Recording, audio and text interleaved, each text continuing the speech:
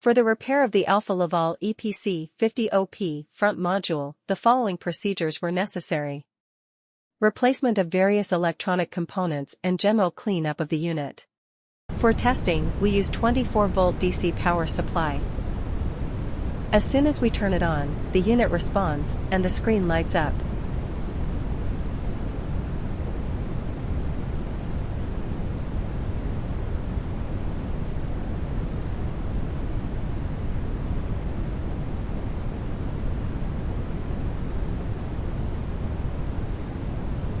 The error message is due to the absence of additional units.